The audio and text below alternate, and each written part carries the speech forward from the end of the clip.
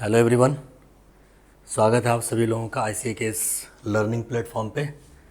तो फ्रेंड, आज हम लोग एक टॉपिक पढ़ने के लिए जा रहे हैं अकाउंटिंग का, जो बहुत इंपॉर्टेंट टॉपिक है, जिसका नाम है डेप्रिसिएशन।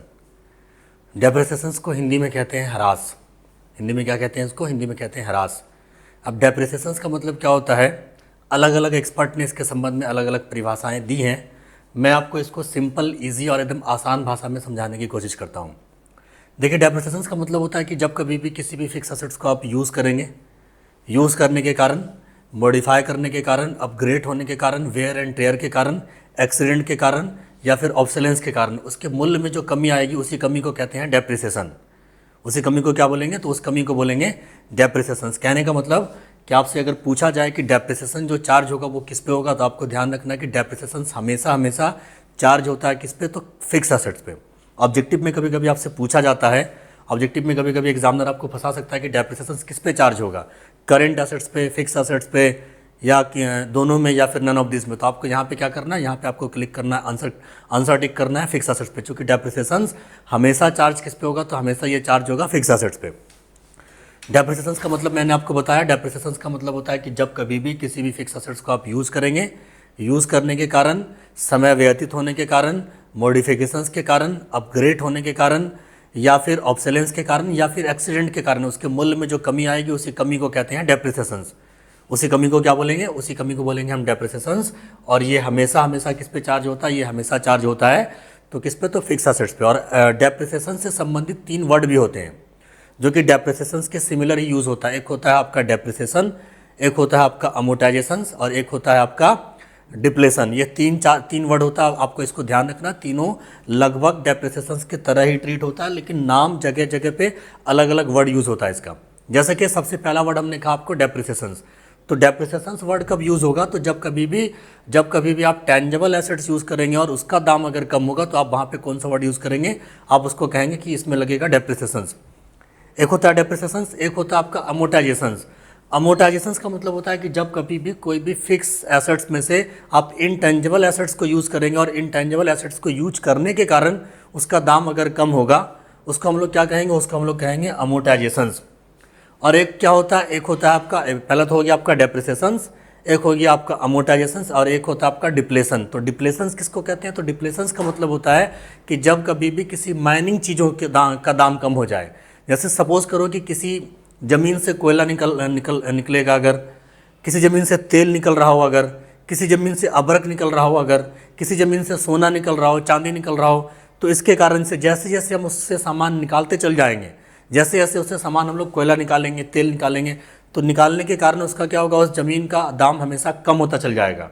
उस माइनिंग चीज़ों का दाम क्या हो जाएगा? कम होता चल जाएगा। उसको क्या बोलेंगे? उसको बोलेंगे हम लोग डिप्लेशन। तो इससे संबंधित मैंने 3 वर्ड कहा आपको, डेप्रिसिएशन, एक होता है डिप्लेशन, एक होता है अमोर्टाइजेशन। ये तीनों डेप्रिसिएशंस की तरह ही ट्रीट होता है। और एक होता है आपका एप्रिसिएशन। तो एक एप्रिसिएशन वर्ड को भी आप समझते चले साथ साथ में। तो जब कभी भी किसी फिक्स एसेट्स का दाम क्या हो जाएगा? बढ़ जाएगा। जब कभी भी किसी फिक्स एसेट्स का दाम अगर इंक्रीज कर जाएगा, उसको क्या बोलेंगे? उसको बोलेंगे हम लोग एप्रिसिएशन। तो ये 4 वर्ड हमने कहा आपको। डेप्रिसिएशन के संबंध में आप अगर देखें तो यहाँ पे डिफरेंसेस भी लिखा हुआ है आपके सामने में कि depreciation is the systematic allocation of the cost of a tangible assets over its useful life due to wear and tear, usage, passage of time, obsolescence। जो मैंने आपको सारा का सारा वर्ड कहा कि डेप्रिसिएशंस का मतलब होता है कि किसी भी कारणों से किसी भी फिक्स एसेट्स के दाम में जो कमी होगी, उसके दाम में जो गिरावट होगा, उसका दाम जो डिक्रीज होगा, उसी डिक्रीज को, उसी कमी को, उसी गिरावट को कहते हैं हम लोग डेप्रिसिएशंस।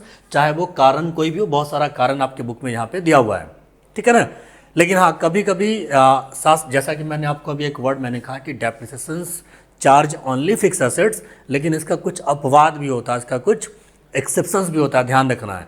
यानी कि हर प्रकार के फिक्स एसेट्स पर डेप्रिसिएशंस लगे, ये जरूरी नहीं है, कुछ अपवाद भी होते हैं। जैसे कि लैंड, जैसे कि एक वर्ड होता है लैंड।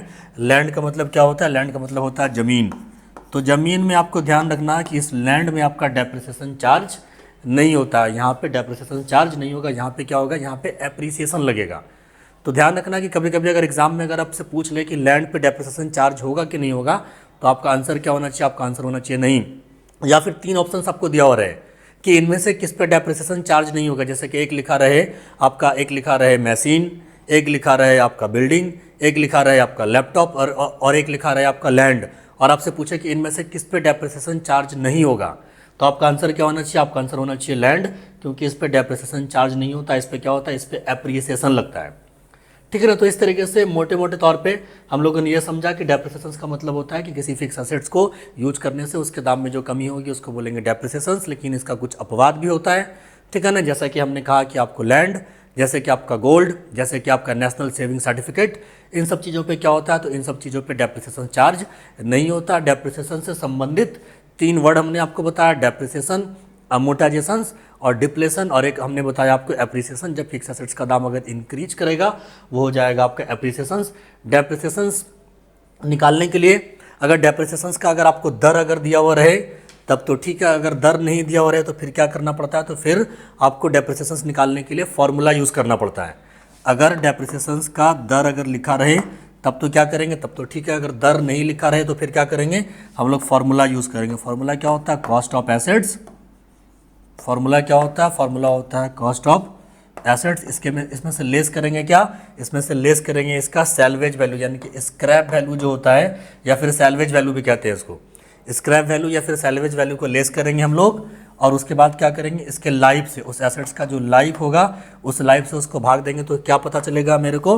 उससे पता चलेगा डेप्रिसिएशन। तो कभी कभी आपसे डेप्रिसिएशन निकालने का फॉर्मूला भी पूछ लेता है एग्जाम में कि डेप्रिसिएशन निकालने का क्या फॉर्मूला होता है। तो एक फॉर्मूला हमने आपको लिखा, कॉस्ट ऑफ एसेट्स में स्क्रैप वैल्यू को लेस करना आपको, और भाग किससे देना है? इसको डिवाइड करना उसके लाइफ से, एसेट्स के लाइफ से भाग देंगे अगर, तो आपको क्या पता चलेगा? इससे आपको पता चलेगा एसेट्स का डेप्रिसिएशन।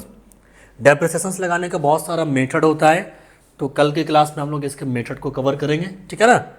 कल के क्लास में हम लोग इसके मेथड को कवर करेंगे। मोस्टली जो एग्जाम में जो आपको जो यूज़ में आएगा वो 2 ही प्रकार का यूज़ में आता है। एक होता है आपका SLM, एक होता है आपका WDB, और दोनों में क्या अंतर होता है, दोनों में क्या क्या डिफरेंसेस वगैरह होता है, और दोनों का कैलकुलेशंस कैसे करेंगे वो हम लोग नेक्स्ट लेक्चर में कवर करेंगे।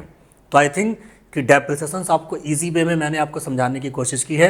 आपको डेप्रिसिएशन समझ में आया होगा कि किसको कहते हैं डेप्रिसिएशन, इसको हिंदी में कहते हैं हरास, और इससे संबंधित भी मैंने आपको 3-4 वर्ड भी मैंने आपको समझाया। तो आई थिंक कि लेक्चर आपको पसंद आया होगा। अगर लेक्चर आपको पसंद आया हो तो लेक्चर को लाइक करें, सब्सक्राइब करें, शेयर करें। Thank you for watching.